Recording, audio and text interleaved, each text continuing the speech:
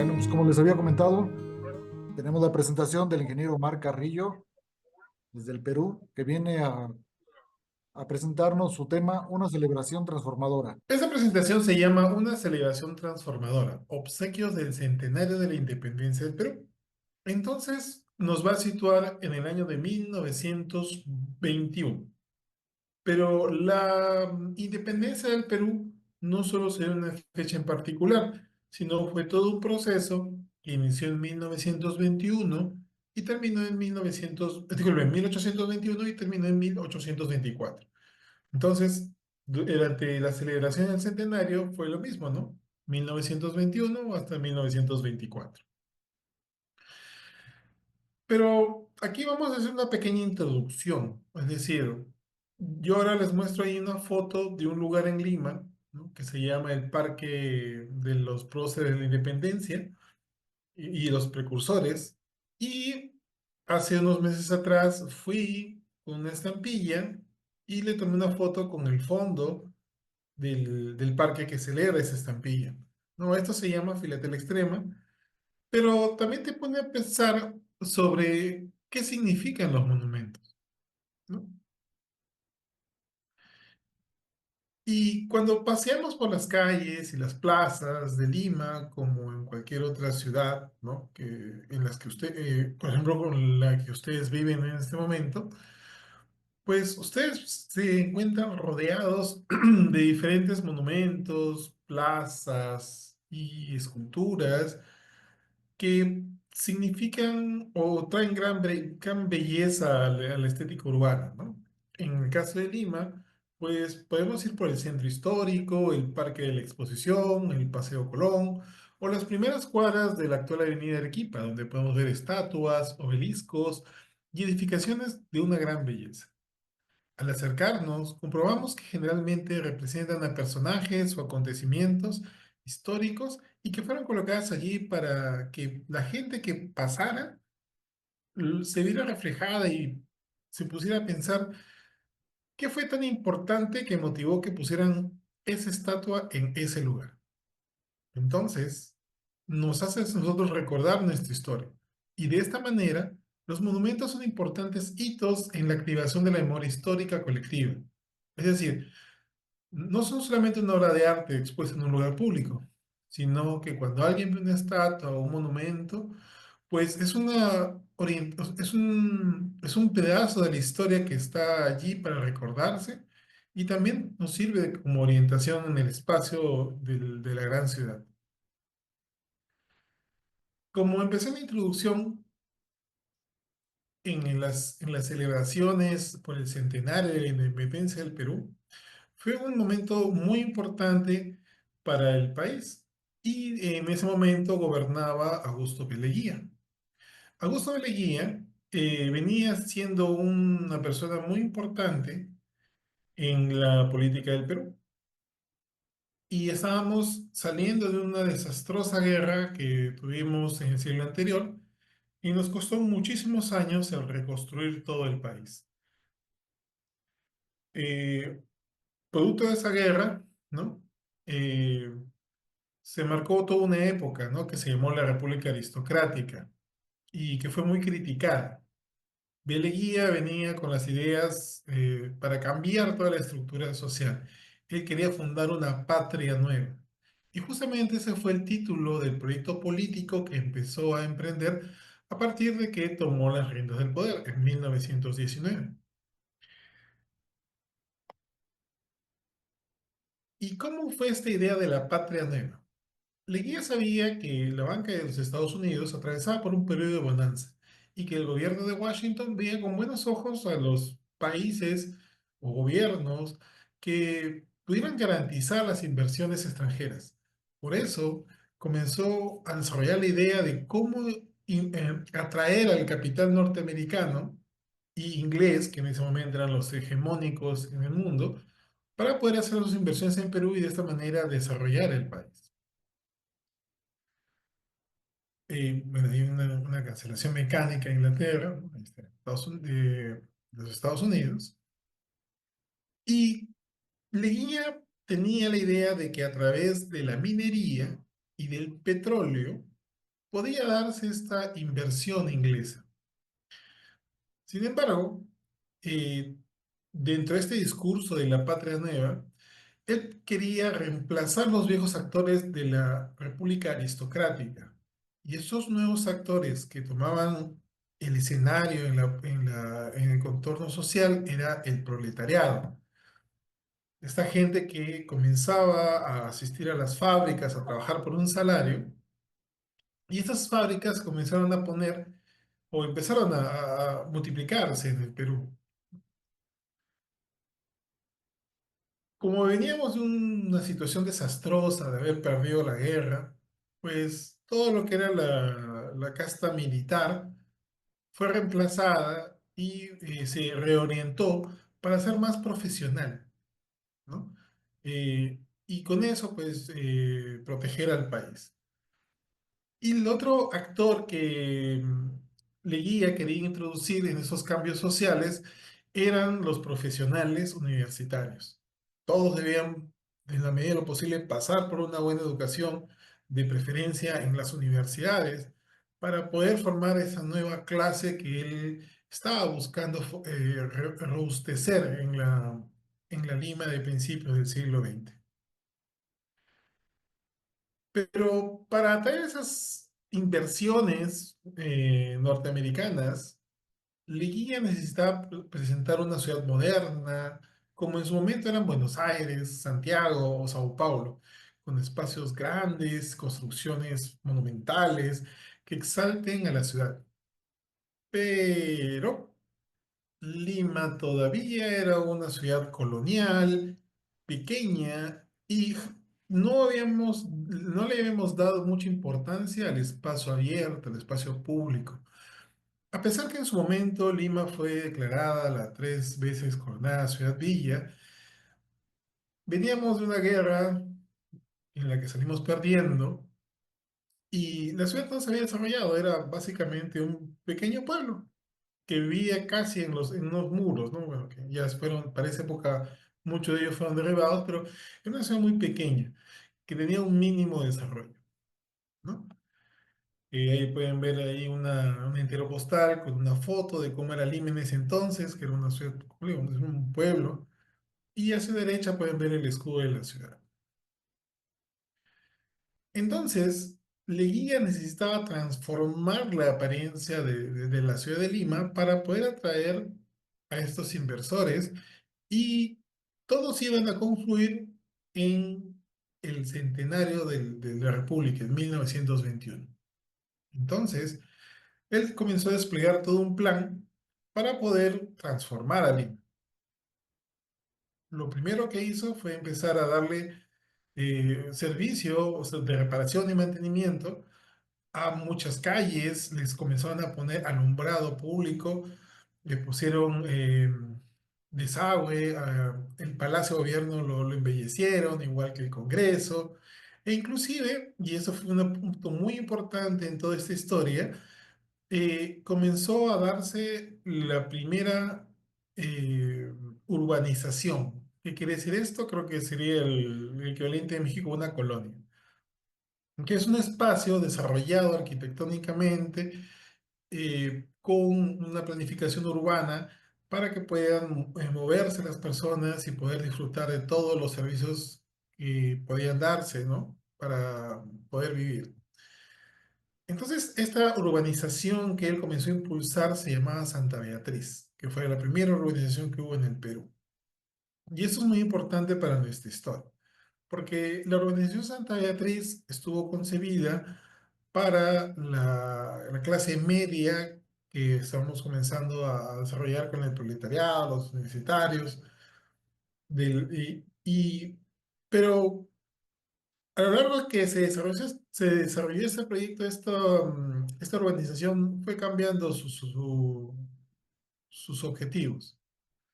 Pero bueno, llegó el día central, Lima ya arreglada para este propósito, pues pasó a ser el foco de atención de todas las celebraciones. Entonces, el día central fue el día 28 de julio de 1921, que se llevó a cabo la inauguración de una plaza llamada la Plaza San Martín. ¿Por qué? Porque a partir de 1921, los personajes principales de la independencia del Perú pasan a ser San Martín y Bolívar. Entonces, esta Plaza San Martín llevó varios años de construcción, ¿no? Es una plaza grande e imponente el día de hoy en Lima.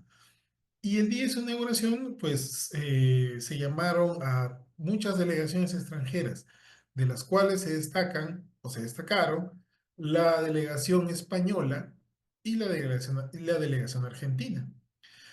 De hecho, los argentinos enviaron a todo un escuadrón de los granaderos a caballo del general San Martín, ¿no? Para poder hacer un paso imponente en este desfile por la inauguración de la plaza.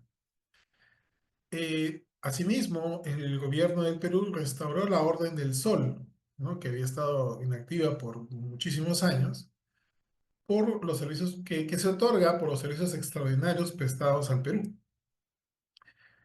Y durante la inauguración de esta Plaza San Martín, que fue hecha por el gobierno, los granaderos a caballo, en símbolo de amistad y como un regalo que ellos querían otorgarle al Perú por sus lazos muy profundos que desde la independencia mantenían ambas naciones, pues les regalan a sus pares peruanos sus caballos con toda sus lanzas, sus equipos, para que esos sean los que utilicen en ese momento en adelante los escuadrones peruanos.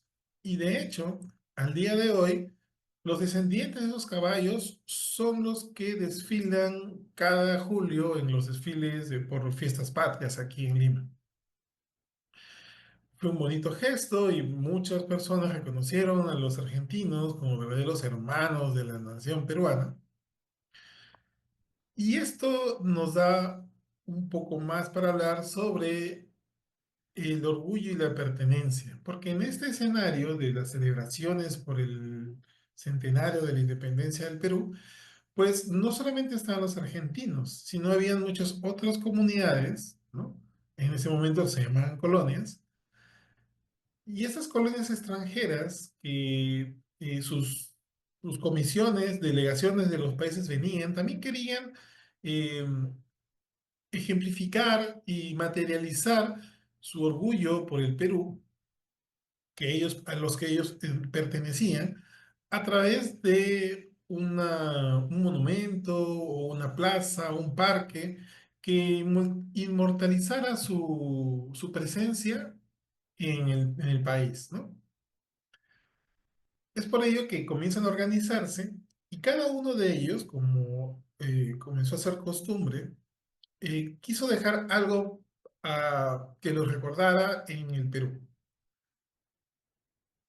Y esto fue tomado por Leguía en su idea de la patria nueva para comenzar a enlazar su plan político y el plan de identidad del Perú.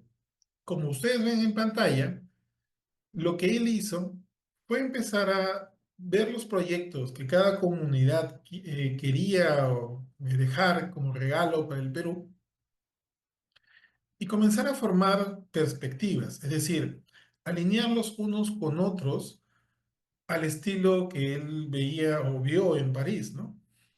Entonces, cada perspectiva que él comenzaba a organizar eran los caminos de la identidad nacional, ¿no? Él lo veía así, ¿no?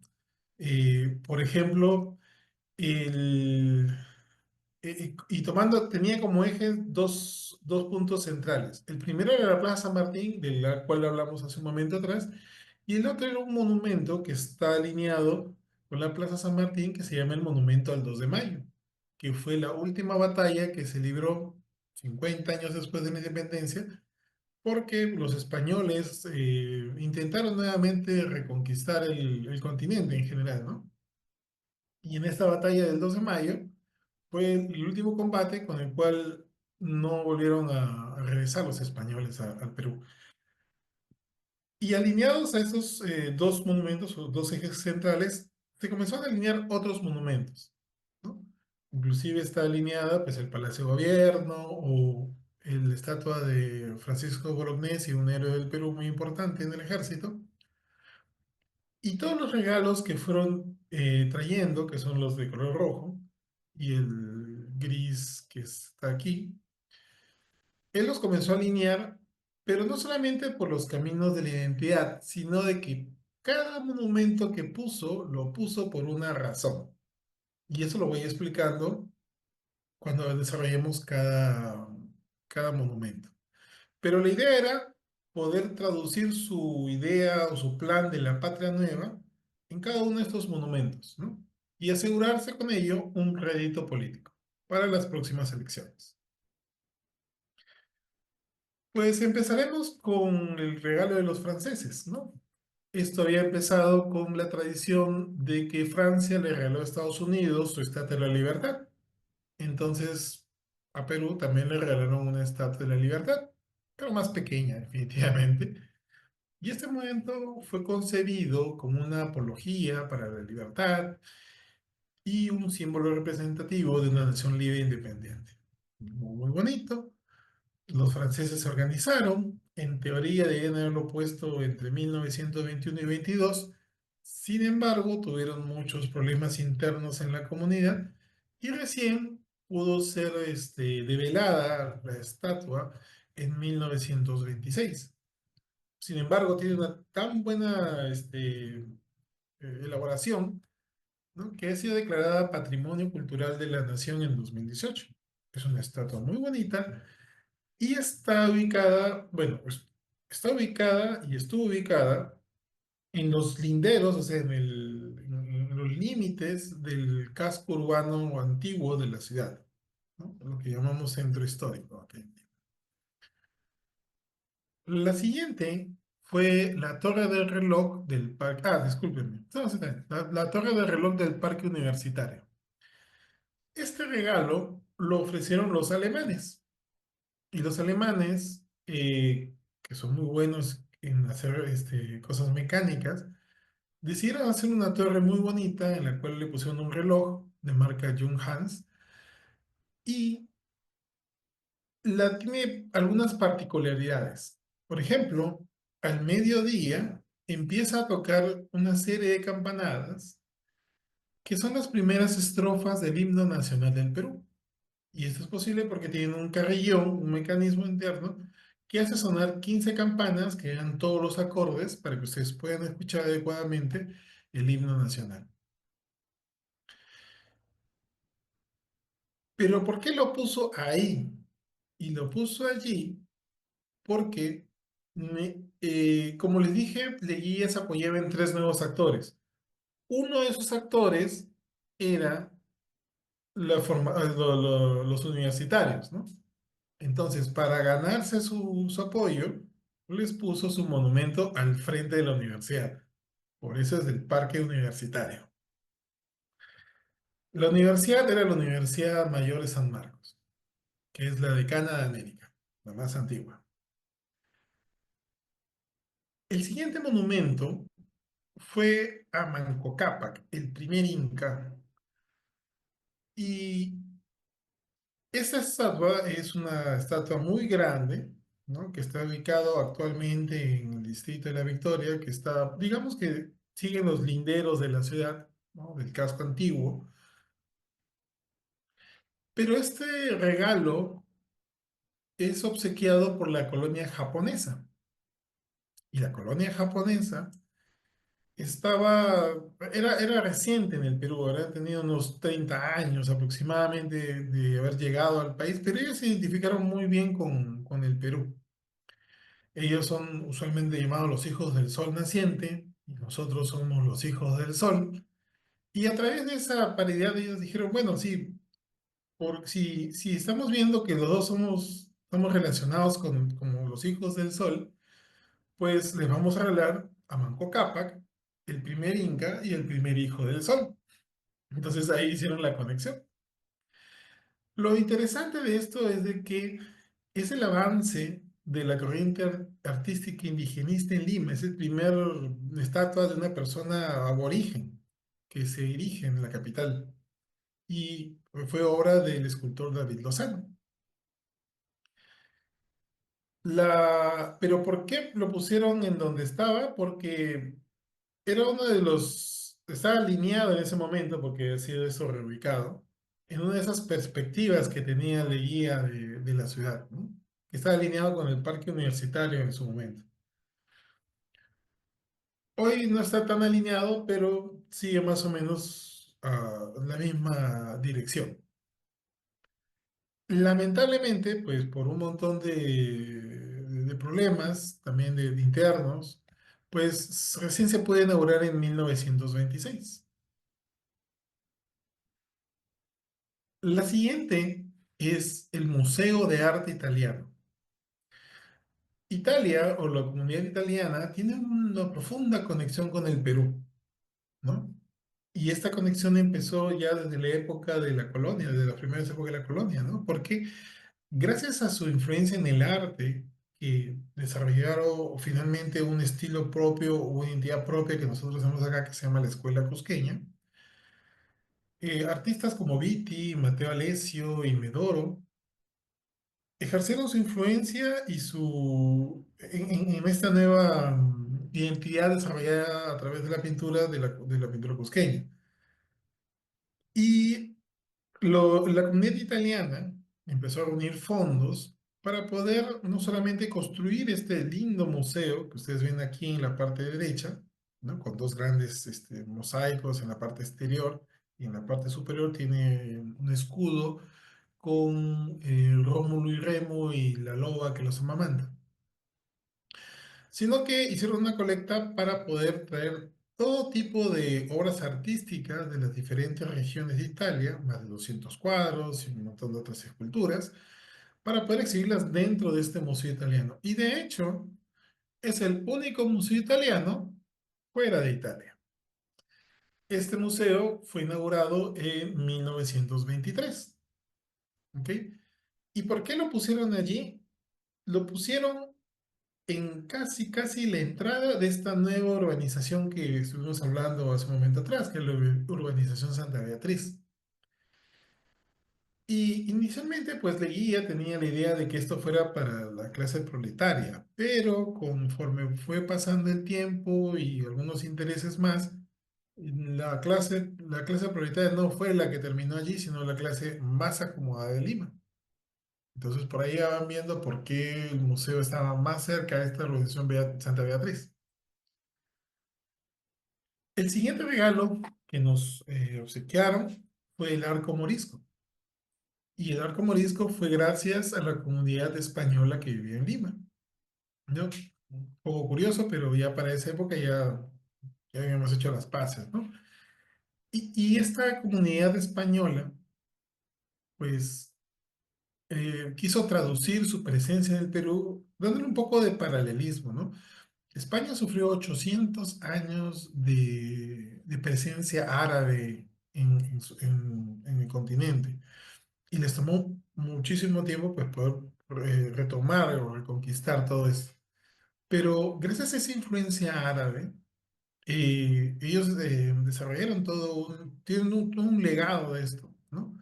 Y para el principio del siglo XIX, a finales del siglo XIX, principio del XX, pues se puso de moda un estilo llamado estilo neoárabe, ¿no? Que imitaba, recrear el arte islámico antiguo. Entonces, para entrelazar los elementos de grandeza y fusión cultural, ellos decidieron armar un arco del triunfo, ¿no? Pero con este estilo morisco.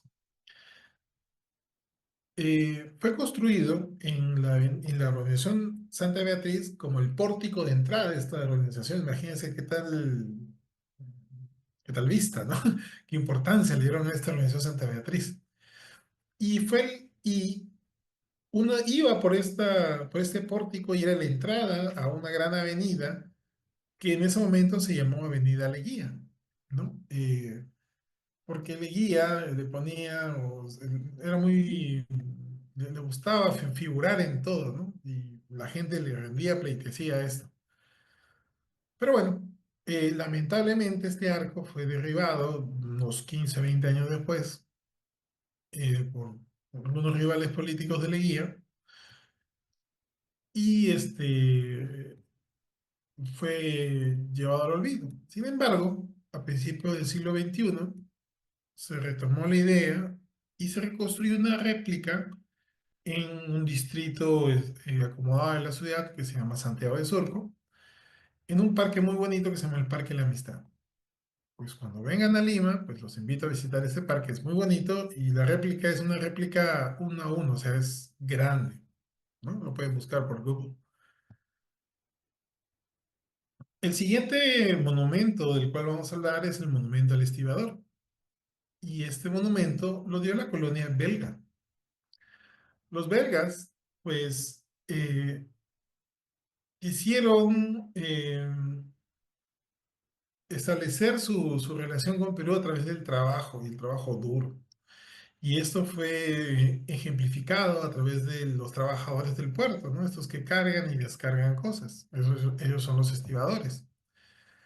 Y encomendaron una réplica del estibador de Amberes a un escultor belga llamado Constantin Menon. Esta era una costumbre ya de los belgas al parecer porque esta estatua no solamente está en Perú, sino en otros países, ¿no? Esta estatua es más o menos de 2 metros y fue puesta en 1922, al principio ¿de qué? De la avenida Leguía, ¿no? Nuevamente dentro de esta urbanización Santa Beatriz. Entonces, como se dan cuenta, algunos de estos monumentos están dirigidos a el casco urbano, pero tienen un propósito, ¿no? Este legislador belga, su propósito era poder atraer el voto de la clase trabajadora, ¿no? Proletaria. Y luego viene, pues, el Estadio Nacional, o el antiguo Estadio Nacional, ¿no? Y esto fue un obsequio de quienes trajeron el fútbol al Perú, los ingleses. Los ingleses empezaron a traer el fútbol y se hizo muy popular, pero la infraestructura en la cual se podían jugar los primeros partidos era muy pobre, en un estadio llamado Guadalupe. Entonces ellos, los ingleses, deciden donar todo un estadio de madera, pero tenía algunas estructuras adicionales que lo hacían ideal para poder practicar el deporte ya de una manera mucho más profesional. Este estadio fue inaugurado en 1923 y 5 años, discúlpeme, 4 años más tarde, en 1927, el recinto recibió eh, el primer partido oficial de la selección peruana. Y nosotros decidimos jugarlo contra el campeón del mundo, que era en ese momento Uruguay, y perdimos. Pero lo inauguraron. Em, y este monumento, que está muy cerca de la organización Santa Beatriz, pues estaba dirigido a las masas, para poder ganar el voto de las masas. Luego viene la fuente de las tres razas, y este obsequio lo hizo la colonia china, ¿no? Ellos hicieron un concurso internacional y lo ganó un escultor italiano, ¿no? El cual Gaetano Moretti, si no me recuerdo, sí, Gaetano Moretti, en mármol de Carrara, hizo un muy buen trabajo, en el cual ustedes pueden observar a la figura del país, ¿no? Que es Perú, rodeada de tres personajes, ¿no? Que eran de las tres razas. Antiguamente se creía eso, ¿no? La raza blanca, la raza negra y la raza china. Y algo que también existe en esta fuente es de que tiene reminiscencias al río Amarillo y al río Amazonas. Y hay también algunas sobre los jaguares y otros animales que habitan en los dos países. Y eso fue inaugurado el 28 de julio de 1924, cuando concluyeron las celebraciones por el centenario de la independencia. Sin embargo, pues no podemos dejar afuera pues la colonia norteamericana. Y la colonia norteamericana encargó una escultura de Gertrude Whitney que data de 1912 de la exposición Panamá Pacífico, que fue celebrada en 1915 en la ciudad de San Francisco y que estuvo en el Hotel Arlington. Y bueno, ganó el tercer premio, estuvo muy bien representada y son tres atlantes sosteniendo una gran concha marina por donde derrama el agua. ¿Y dónde estuvo puesta esta fuente ornamental? En la urbanización Santa Beatriz. Y de hecho estaba pues al frente de la Embajada de los Estados Unidos. Nuevamente, esto era para ganar ciertas influencias y ciertos votos donde ustedes se imaginen. Luego vino el monumento al Mariscal Sucre. Y este monumento lo recibimos de Ecuador. Ecuador se quiso hacer presente, o sea, la comunidad ecuatoriana, dando un obsequio del general Antonio Sucre, que fue el que lideró la última batalla que se dio en suelo peruano en 1924 para sellar la libertad del Perú, en la batalla de Ayacucho.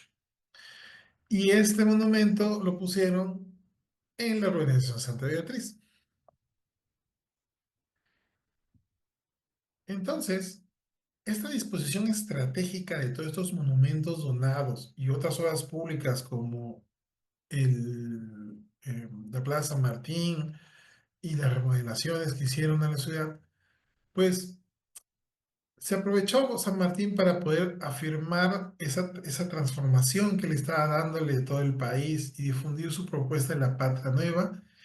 Y finalmente él se puso dentro de un marco como la refundación del Perú y quiso equiparar su presencia a la de San Martín, ¿no? Que era el padre de la patria. De hecho, eso lo pueden ver en la estampilla de la izquierda, ¿no? Ahí ven una estampilla en la cual ven al general San Martín en la izquierda y a la derecha a Leguía, ¿no? Pero esas medidas que él implementó a través de la renovación de espacios públicos y la construcción de nuevos, pues impulsó mucho a la construcción. Empezó un proceso de endeudamiento del Estado y,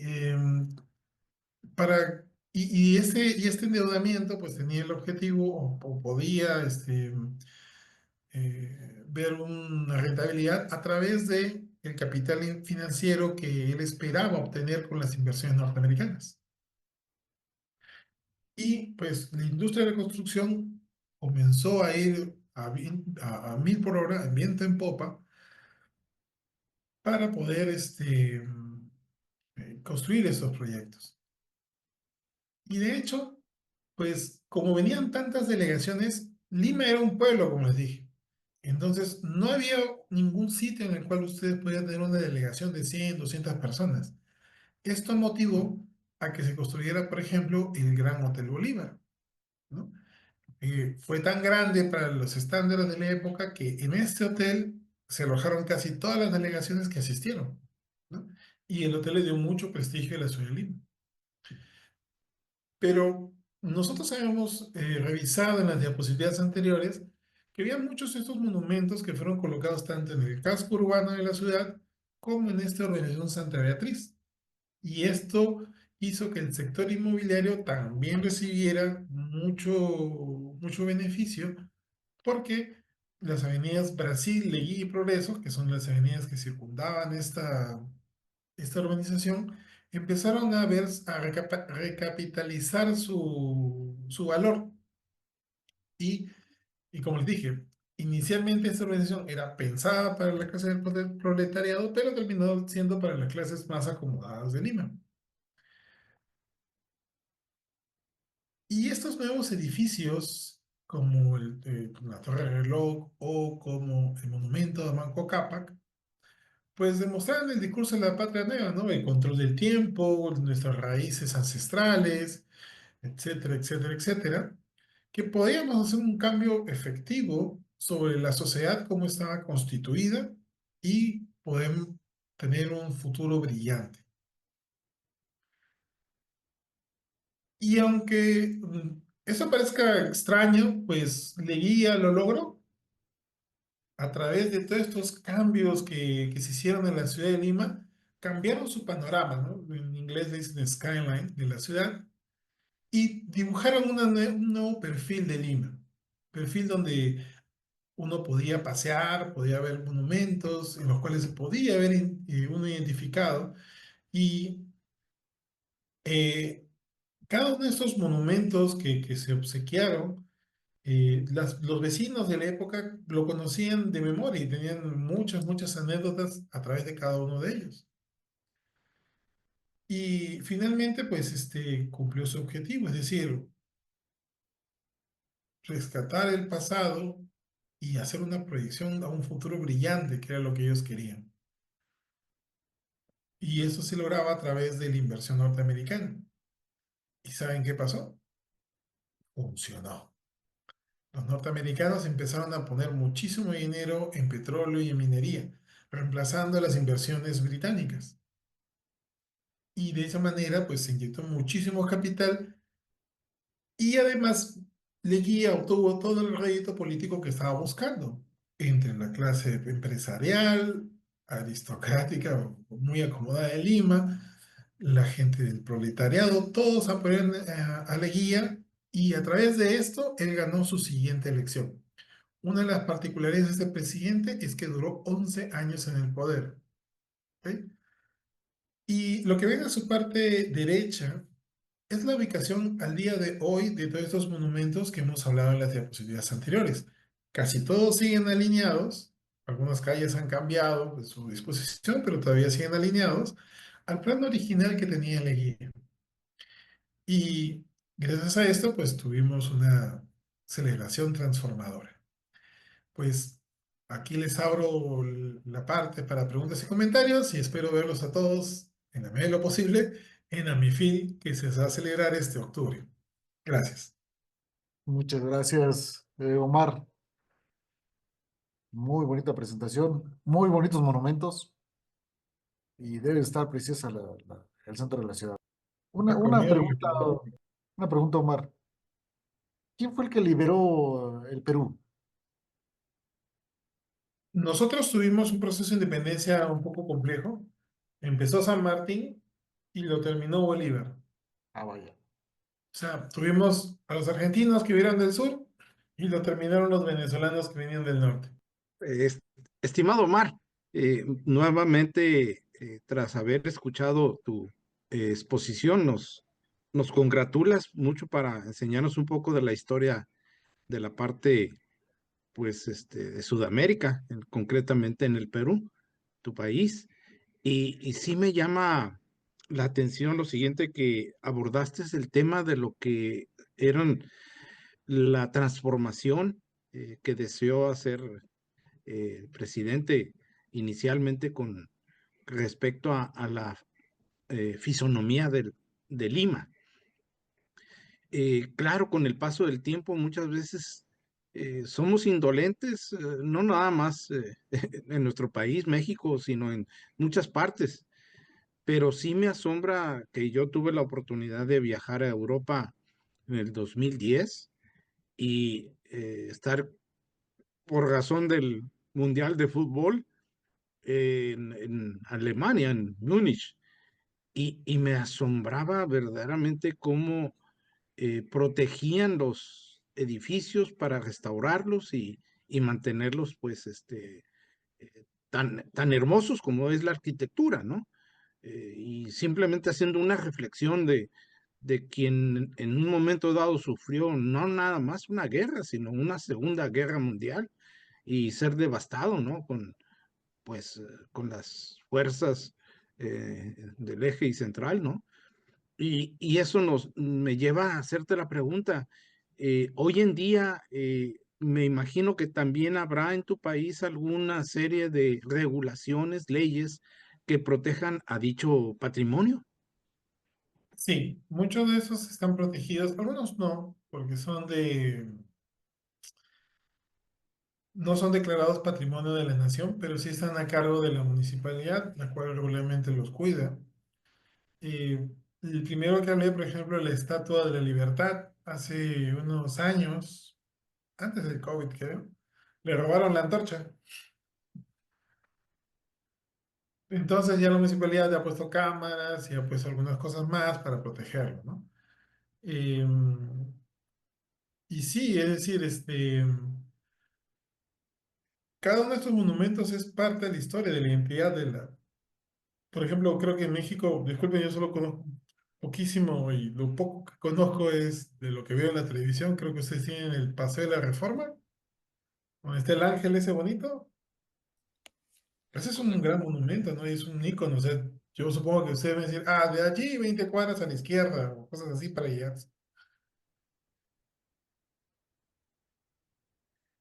Y, y lo interesante es de que es como Leguía aprovechó este momento para poner esos monumentos allí y ganarse los votos de un montón de personas. Fue muy inteligente. Y creo que es una de las cosas que hacen muy entretenida esta charla que les doy, si no sería un poquito menos divertida o entretenida. Pero bueno, espero con eso haber respondido a tu pregunta, Juan. Sí, todo aporta en un momento dado a conocer la rica historia, pues, de nuestros pueblos. Felicidades, Omar. Gracias. Felicidades. Lo cual me lleva a preguntar si es que en México no han hecho lo mismo. ¿En qué sentido, Omar? En que hayan aprovechado, o sea, que hayan puesto un monumento para sacar votos o para algo, ¿no? Gracias. Bueno, a mí sí me gustan mucho tus exposiciones y creo que a la mayoría de los compañeros o a todos nos agradan, sobre todo porque son muy descriptivas, claras y mixtas en cuanto a la información. En lo particular, a mí me trajo, obviamente, pues tenemos un gran paralelismo en los periodos históricos, nada más nosotros un poco antes. Para 1910 se dio algo semejante, aunque no con busca de votos, era mostrar los logros de el porfiriato, ¿no? El progreso, el desarrollo, y precisamente para el centenario de 1910 se invita a las delegaciones de diferentes países, de los más importantes del mundo, y recibimos donaciones, muchas de ellas ya olvidadas por muchos de los mexicanos o desconocidas, ¿sí? Desgraciadamente, la colonia americana, por ejemplo, pone en la colonia americana, que ahora es la colonia Juárez, en el centro histórico de México propiamente, lo que es la estatua de Washington, en la Plaza Washington.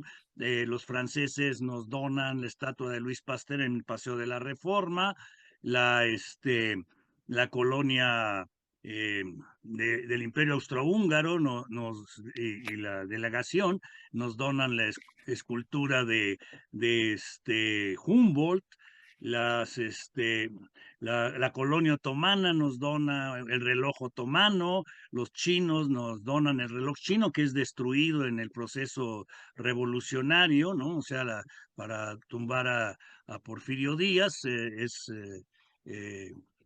no miento, en la época de la Decena Trágica es bombardeado contra Madero, es bombardeado y entonces cambia un poco de fisonomía.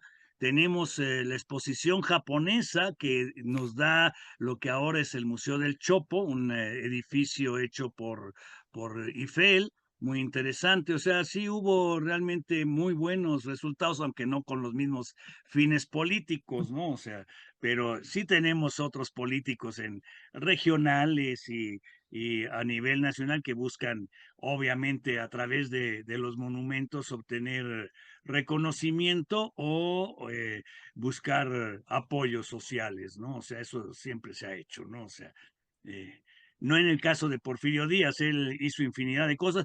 Y para el centenario, precisamente, esta columna de la independencia que se llamaba en su momento, es el ángel de la independencia que se le conoce ahora, y en Paseo de la Reforma se hace el hemiciclo a Juárez también, ¿sí? Y en las provincias muchos monumentos, aquí en Querétaro el monumento a la corregidora, en fin, ¿no? O sea, hay un desarrollo muy importante, más para mostrar la grandeza de el gobernante que para obtener votos. Él se los conseguía genuinos o falsos, no, no importaba, ¿no? O sea, se las arreglaba. Ese no era su problema de Porfirio Díaz, ¿no? O sea, pero sí hizo muchas obras en este sentido de mostrar la importancia del país para 1910, ¿no? O sea, importantísimo, ¿no? Sí, y muchas gracias, me gustó mucho tu exposición como siempre. Gracias, Ricardo.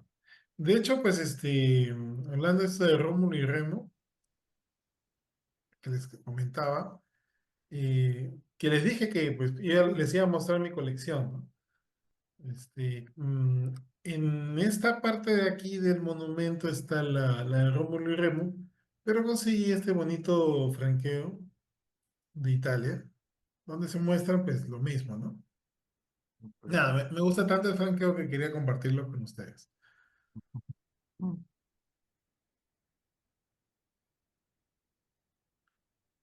Bueno, ahí hay uno de los cuadros. Bueno, buenas noches. Muchas felicidades, muchas felicidades. Me gustó muchísimo. Gracias. Se me hizo muy interesante el recorrido a través de los monumentos. O sea, yo no había visto alguna vez una conferencia que se basara quizás en edificios, sí, pero en monumentos, y eso me pareció súper interesante.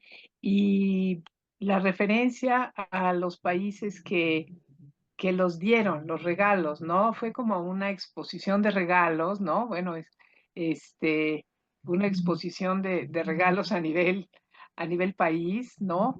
Que se vuelve muy interesante, ¿no? Cómo cada país piensa qué es lo que va a dar, cómo lo quiere, escoge quién lo va a hacer. O sea, es muy pensado, ¿no? No es nada más así, a ver, ahí mandamos esto. No, siento yo que cada país se fijó muy bien en qué daba, ¿no? Y bueno, pues eso me pareció súper interesante. Y como dices, ¿no? Los monumentos se vuelven un referente, un referente de ubicación, como decías, ¿no? Que aquí decimos después del ángel o a la derecha, ¿no? Sí, entonces son importantísimos para los que somos desorientados. O sea, hay gente que nace con los pies en la tierra y sabe dónde está el norte y el sur. No, yo tengo la brújula toda da vueltas, no, no, soy malísima. Y sí, es necesario esos puntos de referencia que nos ayudan a ubicarnos donde estamos, ¿no? Entonces, sí, me pareció muy interesante la descripción de todo esto a partir de esos regalos, de esos monumentos en el centenario, ¿no? Sí, de hecho mucha gente lo que hacía en la Lima antigua, la antigua quiere decir más o menos hasta 1970, Sí, ellos conocían a detalle cada monumento y cada historia. ¿Por qué estaba ese sol, digamos, en ese extremo? ¿O qué significaba ese río que nadie sabía? Como lo comentaba con la fuente china, ¿no? Decía, ah, mira, este es el río Amarillo, este es el río Amazonas, este es la estela de Raimondi, que es un sabio italiano que estudió mucho Perú, y este es un jaguar, digamos, chino, y así, ¿no? O sea, se conocían el monumento a detalle. Y, y no solamente son, como bien estamos hablando en ese momento atrás, ¿no? No solamente son referentes de locación, sino también son referentes históricos. claro. Ujú. Y eso contribuye a nuestra conciencia y nuestra historia colectiva. Claro, pues es como un libro, ¿no? O sea, trae mucha información, ¿no? Cada uno trae mucha información. Pues felicidades y muy, muy interesante. Muchas gracias. A ti. Y también aprovecho esto para decirles, ¿qué monumentos son los que tienen ustedes en su ciudad que son los icónicos? ¿Saben cómo vinieron a su ciudad? Les dejo su tarea. Ricardo seguro sabe. Adelante, De algunos Ricardo. sí sabemos, chisme, y depende de la región también. Sí, No, lo que te iba a comentar, Omar, es que, bueno, también tenemos nuestros ladrones nacionales, ¿no? O sea, casos icónicos también. La fuente, por ejemplo, del Quijote, que es una de las fuentes antiguas y muy bellas, ahí en Chapultepec. Se han robado la estatua del Quijote varias veces, la lanza de la estatua de Cuitláhuac, que se supone que no es Cuitláhuac porque hubo un error ahí de escultor, hizo dos piezas y se llevaron la otra, en fin, ¿no? O sea, y dejaron la que no era, pero es la glorieta de Cuitláhuac, le han robado la lanza varias veces, ¿Y por qué no en le han fin. robado la lanza a Neptuno? ¿Y cómo se llama el dios del mar que tienen ustedes? No, No sé si del se la agua. hayan robado. ¿Tlaloc? No, no sé, bueno. Ah, es del No, agua, Tlaloc es Dios de la de lluvia. lluvia. Ah, ya. Bueno, recuerdo que había un lío ahí de una escultura que hicieron de Neptuno y que... En el caso de Querétaro sí fue destruida una estatua de Neptuno en la fuente de Neptuno y fue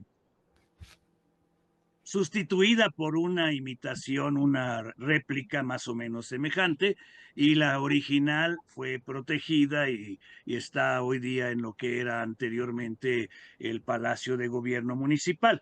Pero sí se la llevaron. Y algunas otras esculturas que desconocemos, por ejemplo, estaba la estatua de Andrés Eloy Blanco, el gran poeta, y esa desapareció y no sabemos dónde está. Bueno, aquí se llevaron hasta la Virgen de Guadalupe, la original, no es la actual, y no sabemos dónde ¿Por qué quedó. no le han rezado a la Rosa de Guadalupe? A ver si se la trae.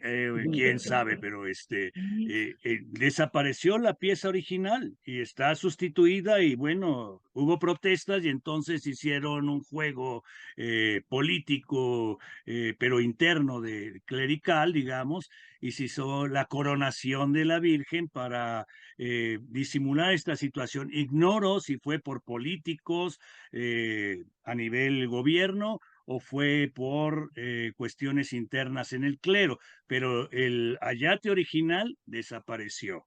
Sí, se puede ver muy fácilmente porque la pintura original tiene su corona pintada con los rayos hacia arriba, completando los rayos del resplandor, y la que sustituyó a esta no los tiene, sí, que es la actual.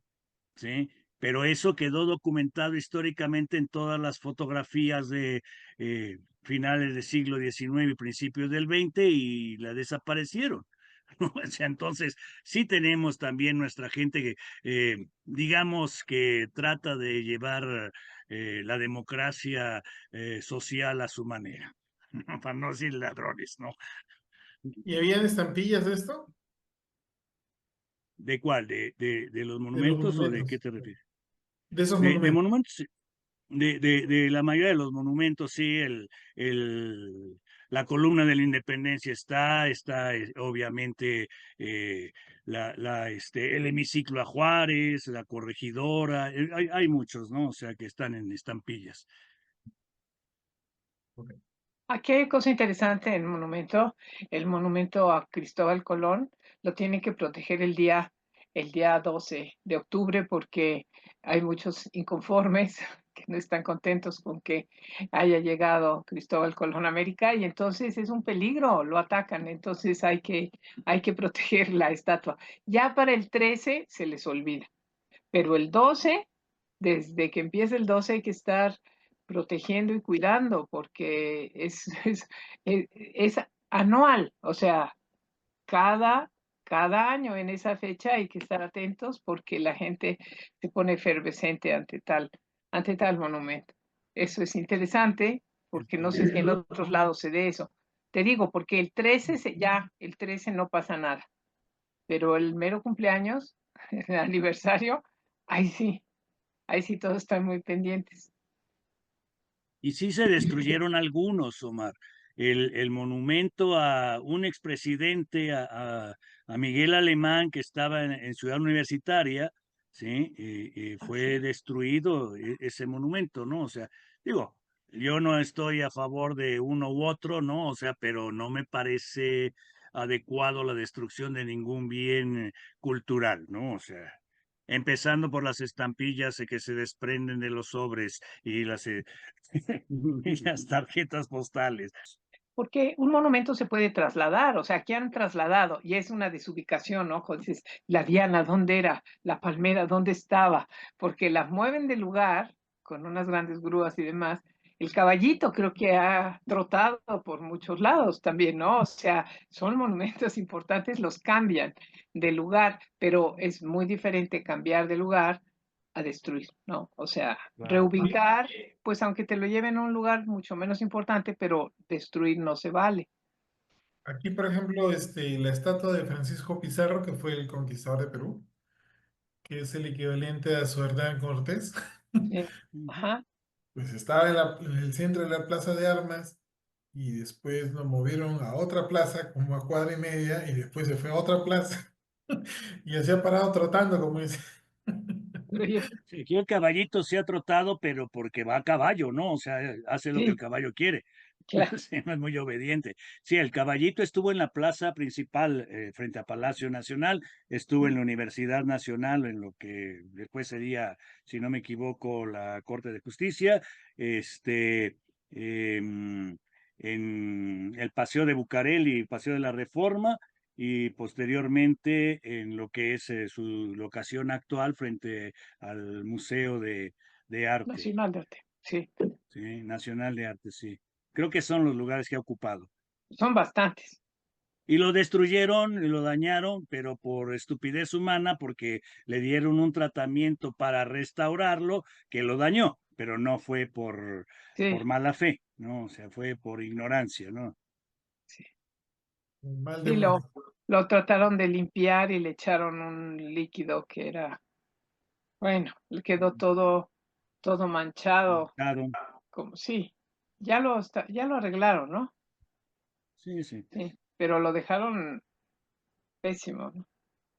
Sí, que eso estuvo muy mal. Sí.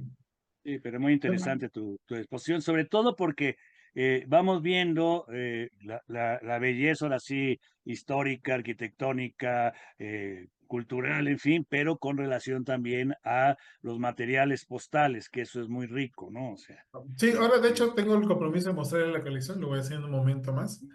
Quería ver si Miguel Lévano todavía sigue conectado. Sí, Omar, acá estoy. Por favor, Miguel es parte de mi club aquí en Lima. Creo que es la primera vez que escucha la charla. Me gustaría saber cómo, si le ha gustado, quién no conocía. Sí, Omar, muy interesante tu charla, te felicito. Esto me hace recordar que hace como 2 años la Municipalidad de Lima, a través de su editorial, lanzó en la Feria del Libro eh, un libro pequeño, ¿no? Una pequeña publicación eh, sobre justamente el tema que has tocado, ¿no? Los regalos que se hicieron durante el centenario. No estoy seguro si tocas el tema que me puede haber pasado sobre el aporte de la colonia italiana, ¿no? Que fue el Museo de Arte Italiano. Y quería preguntarte si has logrado ver si hay emisiones relativas a estampillas, ¿no? Sobre este tema. Pero no he visto yo hasta el momento sobre el Museo de Arte Italiano. Mira, una de las cosas bueno, eso lo voy a decir en un momento más adelante. Mejor les muestro de frente. Am, pues justamente aquí en mi colección, justo lo que les presentaba hace un momento atrás, era la parte del Museo de Arte Italiano, ¿no? Esta es la estampilla que se emitió hace unos años atrás por los obsequios del centenario y encontré, pues, como les dije hace un momento atrás, en el pórtico del Museo de Arte está la loba que alimentó a Rómulo y Remo, los fundadores de la ciudad de Roma. Y encontré algunas de las pinturas, ¿no? Que se exhiben dentro del museo, ¿no? Que son parte de la herencia cultural italiana que se trajeron acá, ¿no? Un reto que tenía yo en esta parte inclusive fue encontrar los escudos de todas las ciudades que donaron estas obras de arte. Pero como es una colección de un marco, no podía extenderme más, ¿no? Pero bueno, espero que esta parte les guste. Y sí también agregar que, bueno, como mencionas, que todos estos, todo esto, celebraciones por el centenario a través de eh, digámoslo así, la modernización de la ciudad, ¿no? A través de sus monumentos para poder albergar a las delegaciones que venían a visitarnos, ¿no? Que es con fines políticos, y el cambio político también origina, ¿no? Entra un nuevo gobierno y trata de los enemigos políticos de borrar, ¿no? Las obras anteriores, porque en esa época la avenida era la avenida Leguía, ahora ya no se llama Leguía, sino es la avenida Arequipa, ¿no?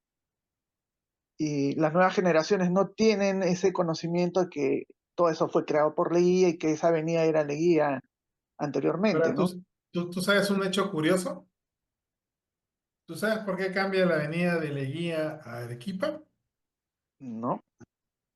Porque cuando Leguía, este presidente que hizo esas cosas, que estuvo mucho tiempo en el poder, a él le dan un golpe de Estado para sacarlo.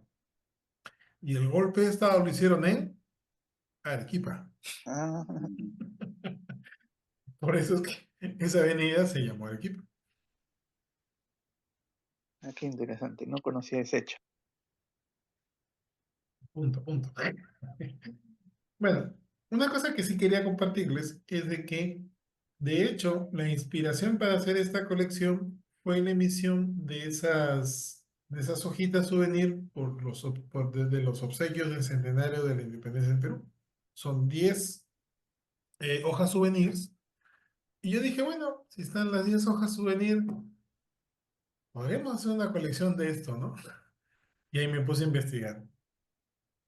Y ahí es donde sale esta colección, ¿no? ¿Y Justamente fueron todos los obsequios, Omar, o hubo más? eh, no, fueron todos, sin 10 de las colonias extranjeras.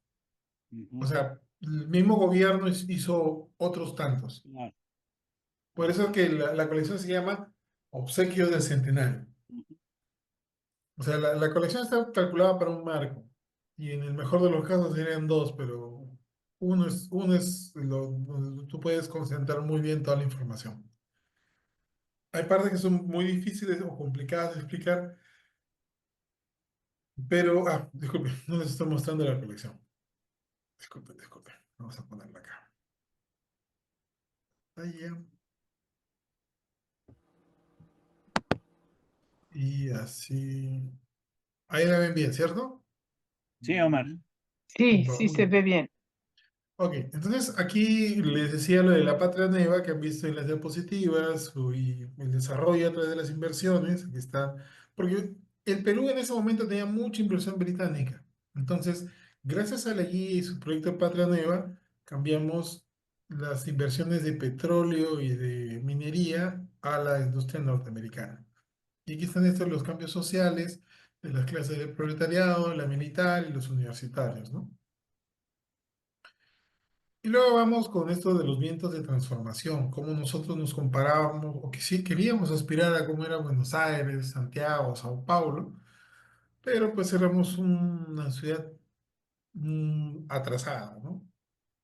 Entonces, curiosamente, esa estampilla de 1938 muestra una foto de 1864. Y lo que ven en esta parte de acá es el Palacio de Gobierno. Eso ya no existe ya. Con esto del centenario y un incendio que sucedió en esa época, remodelaron todo el Palacio de Gobierno y es lo que ustedes pueden ver por internet, ¿no? Ese palacio muy bonito que tenemos ahora. Y en el lado derecho, disculpe, en el lado izquierdo, es la municipalidad, que alrededor de 1940 también la cambiaron. Lo que sí permanece como icono que se puede uno ubicar es esta torre de acá. Esta torre del campanario es del convento de Santo Domingo. De hecho, el Círculo Amigo de la Filatelia se reúne el primer domingo, o bueno, un domingo al mes, en ese convento.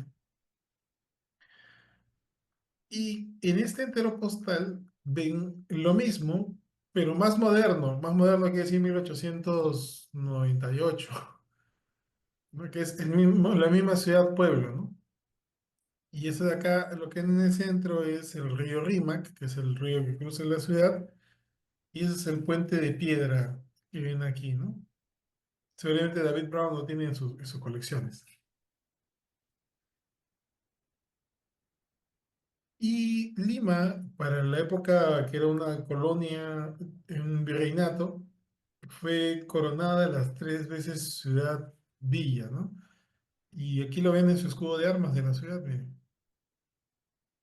Bueno, este es un pequeño estudio de esta estampilla, ¿no? Que tiene una serie de errores muy interesantes.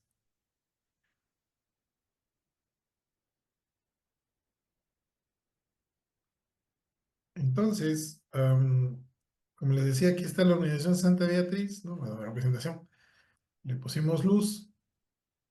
Y no solamente el Palacio de Gobierno, que este es el que les dije, ¿no? El nuevo, el refaccionado, y el Congreso sufrieron cambios, sino también el Correo. Miren, este es el edificio de Correo, medio nuevecito en esa época. Y de ahí vienen las celebraciones, ¿no? Que les dije, se restauraba la Orden del Sol, vinieron los granaderos a caballo del general San Martín, y eso es más o menos, así más o menos es la estatua de la Plaza San Martín. Dieron los cañonazos y los franceses regalan pues, la Estatua de la Libertad, símbolo de una patria libre, ¿no? Y esta es la estampilla, o la primera estampilla que salió de esto de los obsequios del centenario de la independencia, que fueron los que me motivaron a mí a hacer esta colección. A continuación tienen pues el reloj del Parque Universitario, que está por la otra parte de la serie, un reloj alemán, el himno nacional, y este es el frontis, o sea, este es el reloj del Parque Universitario que está al frente de la Universidad Mayor de San Marcos. Y pues este fue el escenario en el cual estudiaron 3 grandes personajes peruanos, ¿no? El primero un ensayista y diplomático, el otro era un gran historiador y el otro fue un gran político peruano, ¿no?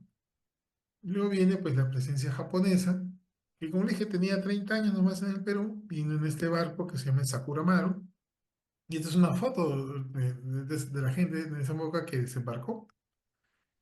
Este es un pequeño estudio de una emisión peruana del año 93 que justamente celebra los 120 años de la inmigración japonesa. Ahí está la estatua de la cual estamos hablando hace un momento atrás, ¿no? Lo de los italianos, que ya les expliqué hace un rato, ¿no? Que están muy ligados al arte.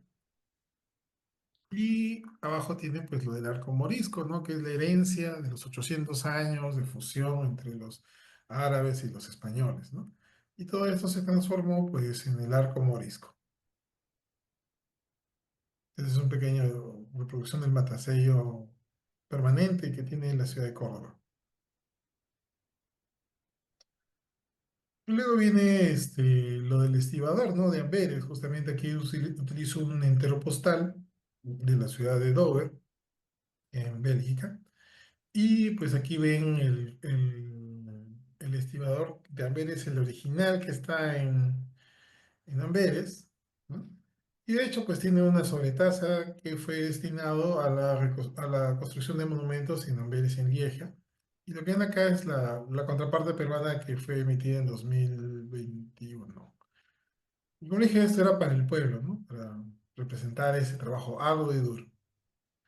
Y luego viene lo de los mundiales, lo del el antiguo Estadio Nacional, donde se practicó el fútbol, ya profesionalmente por primera vez, y una bonita estampilla de Uruguay que me costó conseguirla, pese a que es muy sencilla, pero me costó conseguirla. Y pues lo de la fuente de los Atlantes, que los norteamericanos, y me conseguí pues un par de estas cancelaciones, y que es un pequeño estudio de las cancelaciones de la Feria Mundial Panamá Pacífico. Están la fuente de las 3 razas. Y aquí viene pues este monumento de Sucre que fue donación de los ecuatorianos. que inicialmente estaba, o sea, está en este parque que viene en esta estampilla que se llama el Parque de la Reserva, ¿no? Junto a este parque que se llama Parque de la Mar, que era otro general que participó en este proceso de independencia. Ahora, todo esto actualmente ha sido absorbido por el Circuito Mágico de Agua, que es el parque de aguas más grande de Latinoamérica, o de América, no sé, de América, donde puede ver todas las noches como el agua, hacen toda una serie de espectáculos con el agua y las luces. Muy bonito. Cuando vengan a Lima, visítenlo. Y eso termina pues justamente con esto que decía yo, ¿no? Que Leguía pues comenzó a usar, bueno, usó su discurso de Patria Nueva y todas estas obras que se emprendieron para poder poner su imagen a la misma altura que San Martín, ¿no? Uno de los padres de la patria. Pero pues también la industria de la construcción y de la vivienda pues experimentaron grandes bonanzas y un ejemplo de esto fue la construcción del Hotel Bolívar, ¿no? El primer gran hotel del Perú. Y hasta el día de hoy pues estos monumentos, estas obras aún quedan, ¿no? Mediante bonita prueba de esa estampilla. Y aquí están las pruebas de otras estampillas más que se usaron en la colección, ¿no? Y ya. Bueno, espero que les haya gustado. Les estoy mostrando rapidito más la colección. Una pregunta, Omar. Sí. Eh, dijiste que, o sea, esta es una serie de hojas recuerdo, o sea, es una Ojo, colección sí, sí, sí, 10 con son. la estampilla. Ajá. Dijiste que esta es la primera que salió. Mi pregunta es, ¿no salieron todas simultáneas? ¿Fueron No, saliendo sí salieron todas, pero no en el mismo día. ah, con qué diferencia salieron? Que yo recuerde, creo que eran Un meses. aproximado. Meses o días, no fue mucho Sí, letra. fueron saliendo. Ujú. Iba a comentar, aprovechando, Claro. que comentó Ricardo sobre los monumentos del Centenario de México. Yo creí que nada más era la pirámide de Teotihuacán, la que habían eh, arreglado para el centenario y la Estatua de la Libertad, el ángel, en este El caso, ¿no? ángel. Ujú. Ajá. Y y ahorita que comentaste, tenemos una serie, la de 1923, que comprende varios de los monumentos que señalaste. El hemiciclo a Juárez, la pirámide de Teotihuacán, creo que está el monumento de la corregidora, De los que se hicieron por los mexicanos, dices. Es la serie Monumentos, la serie de monumentos precisamente. de 23, ¿no? Sí, sí. Todos esos Sí, fueron los monumentos para conmemorar el centenario. No, sí. Bueno, ni- en realidad es que todo depende cómo lo consideres, porque el trabajo de Teotihuacán llevó varios años, ¿sí? Aunque se presumió en el centenario, en realidad, ¿no? O sea, y hubo eventos en Teotihuacán, ¿no? O sea, pero así como monumentos tales, básicamente se hizo el de la corregidora, la columna de la Independencia, el monumento a Juárez, fueron los principales, ¿sí? Porque si incluyes todo lo que se hizo en realidad, incluyendo el Palacio Postal, fue hecho, aunque se inaugura en 1907, con fines a, a este, a mostrarlo para el centenario, ¿no? O sea, las fiestas del centenario en México se empezaron a plantear su desarrollo ya como comité desde 1906, pero el proyecto empezó desde 1903 más o menos, empezaron ya a planearlo. Y en 1906 se conforma la comisión para el centenario. Sí, entonces llevó muchos años de trabajo, por eso algunas cosas se terminan antes. El Palacio de las Bellas Artes, que era el Teatro Nacional, se pensaba inaugurar en esos periodos, pero no se terminó por razones arquitectónicas y de los tiempos. Era demasiado monumental, había que tirar el viejo y reiniciar el nuevo, ¿sí? Hubo muchas cosas. Y en los estados también se hicieron muchas obras. Porque En Celaya la bola del agua, 1910, iba a venir Porfirio Díaz a inaugurarla, pero ya no vino. la estatua a la corregidora. Así es, que esa se paga por varios estados. Se colabora para lograr la realización y quitan lo que era precisamente el mercado de San Antonio, donde estaba este monumento que mencionaba, del Neptuno que mencionaba este Omar hace rato. Ahí estaba, en donde está hoy día el monumento a la corregidora, exactamente estaba el mercado, pero al frente, digamos, en donde está hoy día el monumento, estaba el monumento a Neptuno.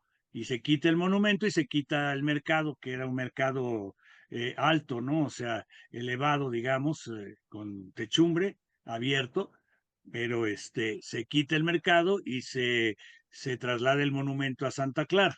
Pero bueno, esa es otra historia. Ahora veamos más Sí. lo de Omar.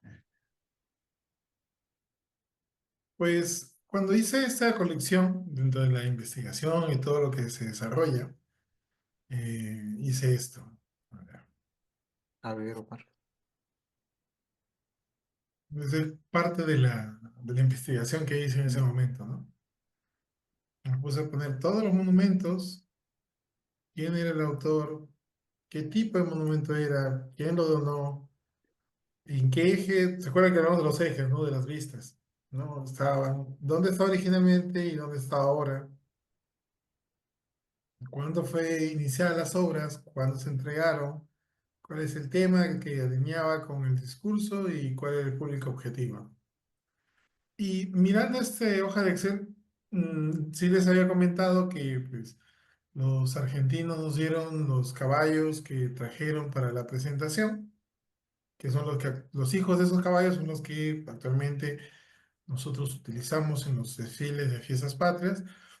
Y había uno que no está todavía muy confirmado, no avancé mucho en esa investigación, que fueron unas palmeras que donó Brasil en esta famosa avenida Leguía, ¿no? Bueno, ahora se llama Arequipa. Porque todas las palmeras que están ahí son de esa época, de la época de los monumentos. Entonces, no solamente podemos considerar que son monumentos como, o sea, esos obsequios eran solamente monumentos, Claro. sino que también hay otros presentes, ¿no? Que se entregaron y hasta el día de hoy continúan. Mira qué interesante eso. Mira, esas cosas no las puedo meter. Bueno, nosotros a ustedes les debemos al Perú los pirules que le dice aquí la gente, que era el árbol del Perú, que se trajo por una recomendación del virrey de ustedes y se mandó a la Nueva España, está fechado el documento y todo, no recuerdo, hace más de 500 años, algo así, por ahí de los 500, y se trajo, ahora en Querétaro es una de las malezas que nosotros detectamos como plagas, ¿sí? Y ha sustituido desgraciadamente a muchos de nuestros árboles riparios, pero el árbol del Perú, que mucha gente no sabe que se llama así hoy día, porque aquí le dicen pirul o perul, ¿no? Ah, el muelle. Pues no sé cómo le digan ustedes, pero es para nosotros, llegó como árbol del Perú y Ok. se quedó como pirul, ¿no? Y se hace un atole en las regiones áridas con la fruta, que es una tipo, ¿qué será? Esferita roja, ¿no? O sea, de cascarita roja, como por dentro es como si fuera un pimiento pequeño, ¿no? Aquí Claro. se usaba para falsificar la pimienta. Oh, De hecho, en toda América del Sur lo usan como pimienta, ¿no? La pimienta rosa que le llaman. Ah, sí, sí. no sabía. Creo que es otra especie, pero Porque las bolitas son iguales, son una bolita, en racimo de bolitas que se ponen como rosadas. Pues yo tengo acá la suerte en mi casa de que atrás tengo mango. Y cada verano tengo un montón de mangos. ¿Y no son de Manila o son de Manila? Son grandes. Ahorita vas a ver, lo que Aprovecho. pasa es que ya la reformé, no la he vuelto a, ¿cómo se dice? Todavía entre un mes o dos voy a hacerla nuevamente. Pero, a ver. Pero explicar esa colección es, o sea, un marco me demora una sesión de estas para explicarlo, por lo complejo que es.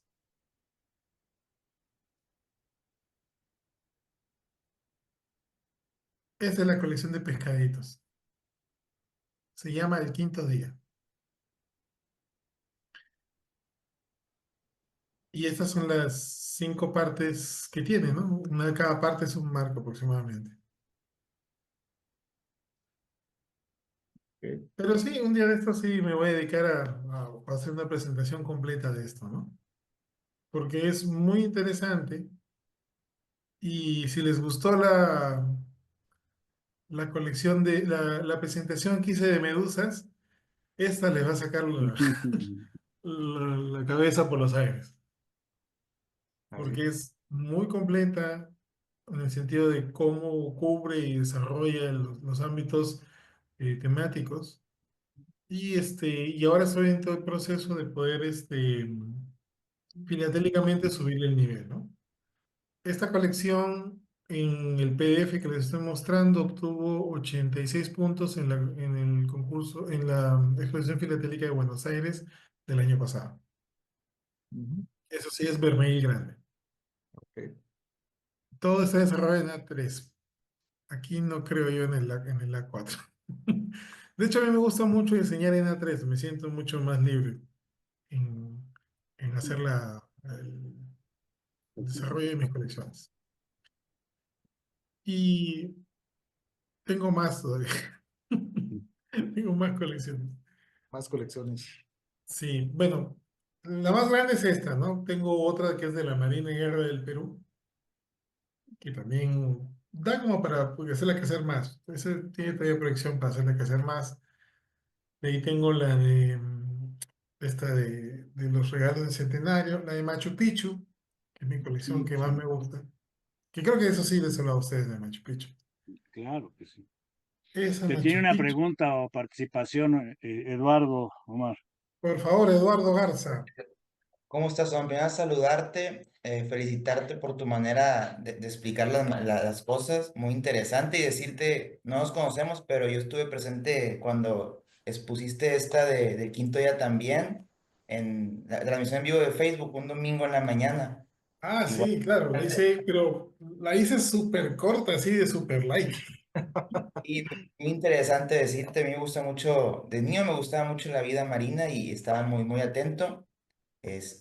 Pero sí, muy, muy interesante tus maneras de explicar y pues también agradecer por darnos a conocer más de tu país así de manera rápida para no quitar tiempo, pero las dos presentaciones que he escuchado muy, muy, muy interesante de tu parte. Gracias, gracias, Eduardo. Y estoy preparando otra más de fauna marina, pero como todavía es en esquema, no la digo. Tengo que darle más forma. También va a estar bonita. En realidad, ahora que lo pongo bien, son dos que estoy preparando. Una que es directamente fauna marina y la otra es relacionada al mar, ¿no? Que también tiene una aproximación muy interesante. La última que he dicho está mucho más desarrollada, pero hasta que no tenga algo bien claro no la muestro. Ok. Y como Eduardo ayer me vio, bueno, ya vio esa explicación que hice del quinto día, fue algo muy breve, tan breve que solamente pude explicar creo que 10 diapositivas, o sea, 10 marcos, porque si me ponía a explicar todo, 3 4 horas sin problemas. Fue la que Comentar, presentaste en el museo, ¿no? Sí, en el Museo Postal y Filatería del Perú. Claro. Sí, sí, sí, lo. por lo que comentaste, Omar, que llevabas con esa años, ¿no? Desde que eras un niño con el tema del mar. Así es, yo estaba en el último grado de la secundaria. Ustedes, bueno, tenían 16 años. Y mi primera colección se llamó Fauna Marina. Pero como no sentía que el título era muy bonito, esa fue la segunda vez que la presenté, le cambié de nombre y le puse El Quinto Día. Y en 35 años no le he cambiado.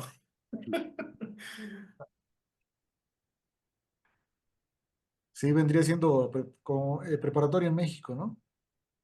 Sí, Sí, aquí sí, es quinto de secundaria, el último año que de secundaria ahí va a ser la universidad.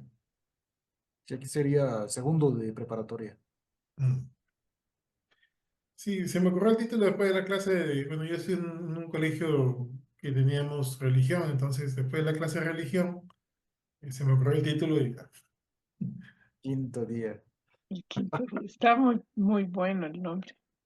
sí, muy poderoso.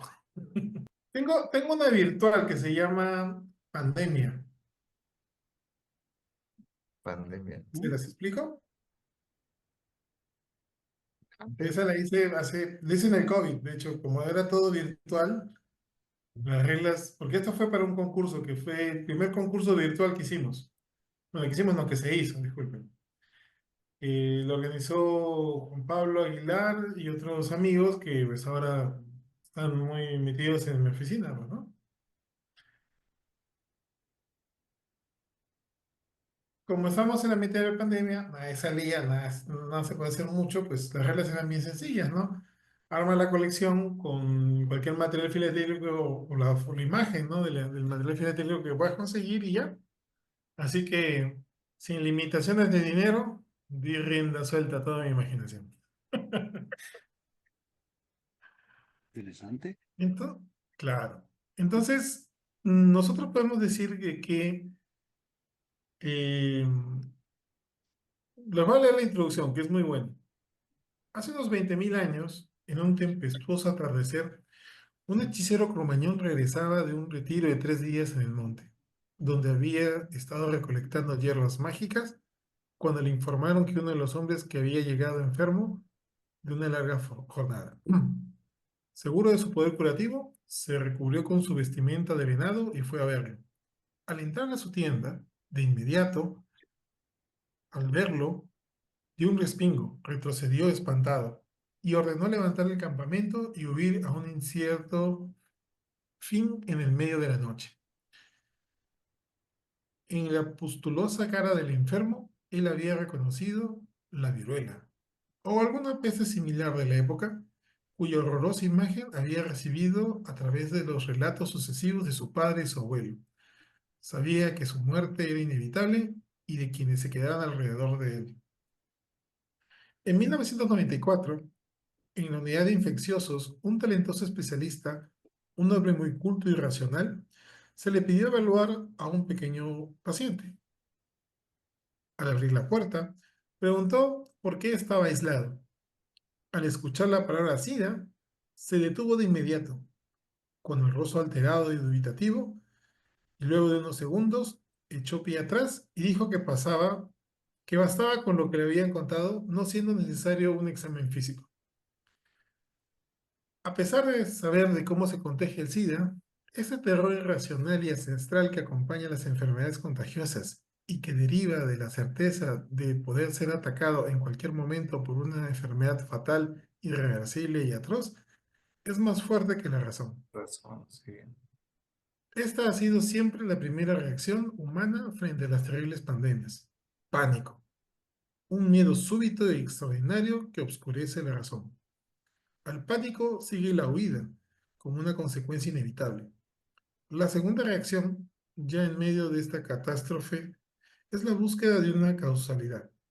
Para el hombre primitivo y aún para el moderno, hay simultáneamente una culpabilidad, de manera que la epidemia es siempre un castigo. Otros han antepuesto la observación a su propio temor, a los cuales debemos los grandes avances experimentados. La historia nos enseña que si bien las pandemias empiezan pequeñas, sus consecuencias pueden ser tan drásticas como las guerras y los desastres naturales. ¿Qué tal? Cierto. Es importante la introducción como para que entiendas que a pesar de que, que las pandemias, o sea, no importa que sean relatos muy antiguos o modernos, el terror nos invade y eso desata consecuencias fatales. Pero ¿cómo se originan estas enfermedades infecciosas? Pues todo comenzó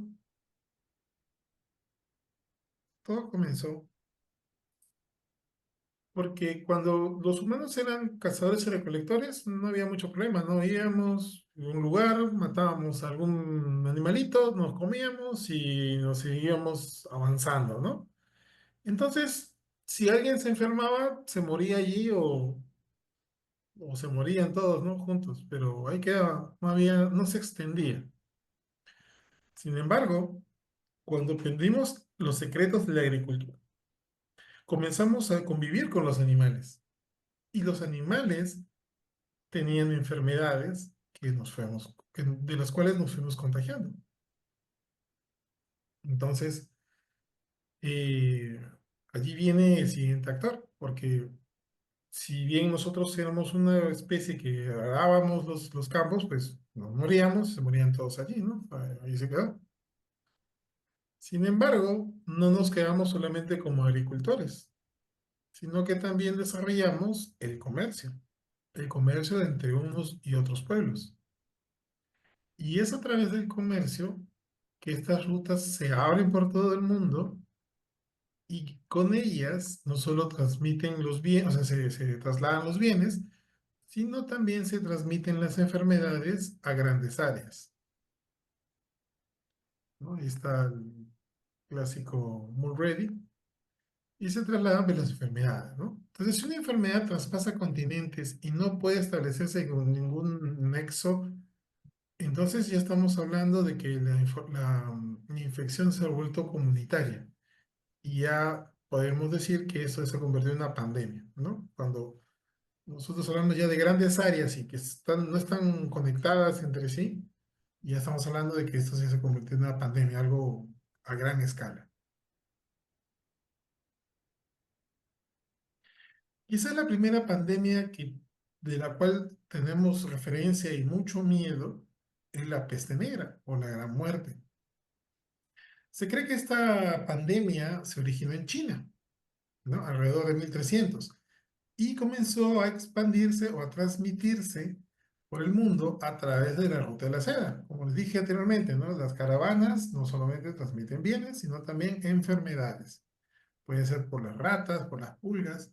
Y en el caso de la peste negra, si bien la pulga era la que tenía la enfermedad, estas pulgas se alojaban en las ratas. Las ratas que viajaban en los barcos, como los de Marco Polo, y de los otros comerciantes italianos que visitaban China y con estas llegaron a Europa. Y en Europa pues desataron una gran catástrofe, ¿no? La gente no sabía por qué los castigaba este Dios, ¿no? Dios los castigaba, ¿no? Y muchos empezaron a morir, ¿no? Y de hecho, pues esto fue la cuna en la cual Nostradamus vivió, ¿no? Es decir, el escenario donde vivió Nostradamus. Pero a esta enfermedad, la gente que buscaba una solución activa, ¿no? No solamente refugiarse en lo que es un castigo divino, comenzó a explorar unos métodos para poder ayudar a las personas que estaban en necesidad. Y de ahí salió el traje de pico, ¿no? Que ven en algunas series, ¿no? Y esto servía como una especie de traje de bioseguridad. ¿Por qué? Porque todo era cerrado, entonces la pulga no podía meterse en la piel de las personas, usaban guantes también, y el pico tenía eh, ciertos hierbas que ayudaban a filtrar el aire envilecido. Y los italianos impusieron un método por el cual todas las personas que estaban fuera de la ciudad pasaban un periodo fuera de ella antes de ser admitidos. Y este periodo era de 40 días. Y de allí nació la palabra cuarentena, ¿no? 40 días.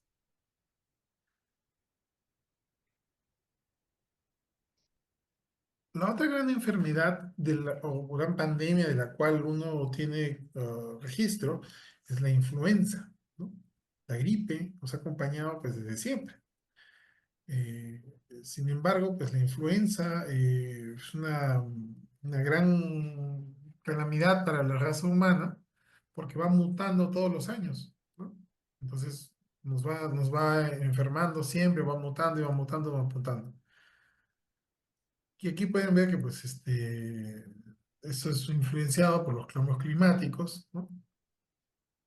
Sin embargo, desde la gran primera gripe que se registró en 1578, la mayor pandemia de influencia que se ha registrado en la historia de la humanidad es la de 1918, durante la Primera Guerra Mundial. Y de hecho, muchos de los bandos que lucharon en la Primera Guerra Mundial, pues trataban de ocultar este hecho de la influenza. Y fue gracias a un diario español, el Diario de Cádiz, que se supo de la enfermedad, porque este diario le dio una cobertura total. Y a través de esto pues, comenzaron a tomarse algunas acciones para reducir los estragos que hacía la influenza en las tropas en combate. Y bueno, no solamente esto fue en Europa, también esto impactó en Perú, en México, en Estados Unidos, con una gran mortandad.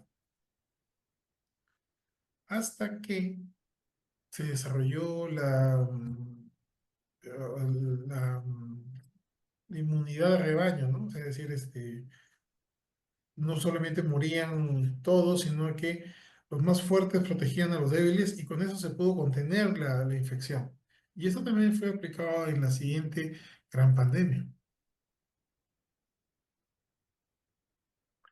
que es el SARS.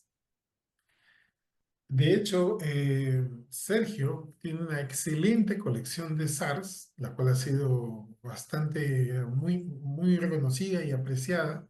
Y la presenta, creo que también la presentó en Buenos Aires, creo que le dieron 88 puntos, no me acuerdo ahorita exactamente, pero era un muy buen premio. Y ustedes dirán, ¿qué pasó con el SARS? Pues como les decía antes, pues las rutas comerciales abren también rutas para las enfermedades y las pandemias. Y después de 1918, la aviación tomó un gran rol en la interconexión de los distintos puntos del planeta. Y el SARS fue la siguiente gran pandemia que estalló en China, bueno, en Asia, en 2003, pues un médico chino que llegó a un hotel en Hong Kong, pues se cree que él fue el paciente cero. Y en ese hotel, a las pocas horas, el resto de personas que estaban en él estuvieron presentando los mismos síntomas porque el sistema de aire que circulaba en el hotel era malo y el virus entró con fuerza. Y de ahí todas estas personas pues fueron por un montón de lugares a través de vía aérea, marítimo, terrestre y el virus empezó a expandirse o esparcirse con gran velocidad. Y fue gracias a un gran esfuerzo internacional que se pudo contener esta pandemia sin todo el daño que pudo haber hecho, ¿no? Y como les dije, ¿no? Sergio es el experto en SARS. Él les puede comentar un poco más. Pero, como les decía al principio, ¿no? Una pandemia puede impactar tan fuerte como si fuera un desastre natural o una guerra. Y a pesar de que el SARS se contuvo rápidamente, pues también esto entró en las noticias, ¿no? Y ustedes saben que pues ahora los medios son globales y este temor se esparció por todo el mundo, ¿no? A través del internet, de las redes sociales o de los periódicos. Inclusive, pues, por ejemplo, como pueden ver en esa tarjeta postal, pues ahí ya están diciendo que Hong Kong estaba bajo alerta, ¿no? de, de- de enfermedades. Pero también pues comenzamos nosotros a advertir que podemos nosotros luchar contra ellas a través de la ciencia, ¿no? O sea, es decir, tenemos investigaciones, tenemos medicinas y sistemas sanitarios que nos permiten combatir estas enfermedades, ¿no? Hay un montón de material postal y filatélico. Ahí aprendí también que existían cosas que yo no sabía, ¿no? Como estas estampillas que en la parte posterior, en la parte donde está la goma, tiene publicidad.